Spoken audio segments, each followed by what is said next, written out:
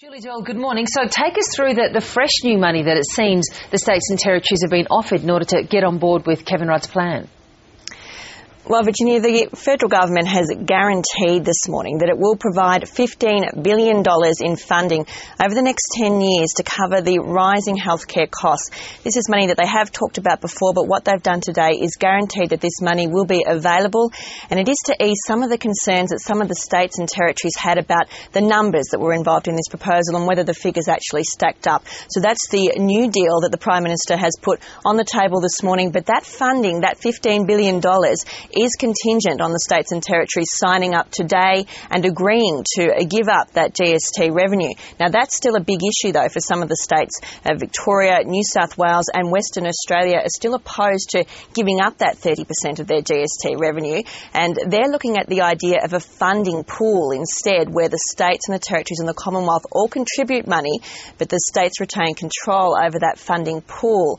So that's where we're heading this morning. The other area, of course, that they'll be pushing for more money for the states and territories for mental health, as you've mentioned, and they're also looking for more money for emergency services. All right, so that funding pool, as we understand it so far, the states would have control of that. They'd actually get to determine how and in what circumstances the states and territories draw down from that pool? That's what I understand, that's the whole thing, that they want to retain control over that.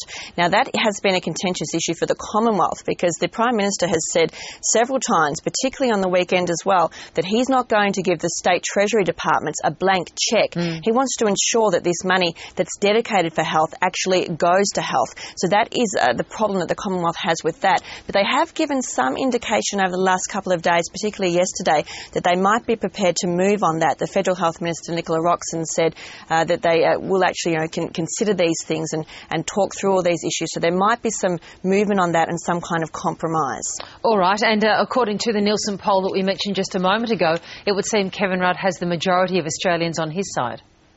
Well, this is a survey of 1,400 voters that was done across Thursday to Saturday, and it actually shows that around 62% of voters want the states to come up with some agreement today. Around 28% actually want the states to hold out. But it's interesting because that's what the Prime Minister has been saying a lot over the past few weeks, that he's been on this tour where he's travelled around the country, and everywhere he's been, people have saying to him that they want this change and that it's time. So that's one of the big arguments he's been pushing.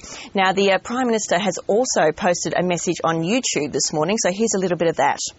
Over the next few days, the Australian Government, together with the state and territory governments, have an historic opportunity to fundamentally reform our nation's health and hospital system. For generations, our health system has been held back by cost shift and blame shift between the two levels of government. We simply can't afford for this to continue into the future. The blame game must stop. Cost shifting must stop. Duplication and waste must stop. And we must act on the reality that the cost of health will soar into the future as our population ages.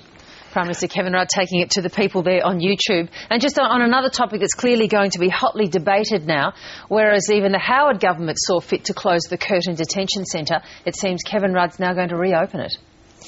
Yes, well, it's an interesting move here, what they've decided to do. This is because the facility at Christmas Island is just bursting at the seams.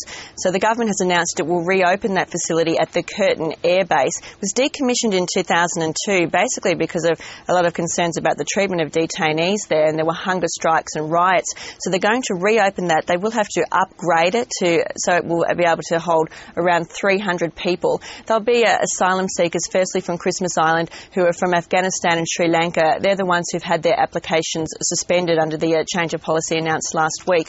So they'll be sent there first. The federal government expects that facility at Curtin to open within the next few weeks. They'll also be moving some young asylum seekers without parents to community housing in Port Augusta, and also some single men also to detention centre at Darwin. So basically they've had to act there because the facility at Christmas Island just can't cope with the numbers that are coming in.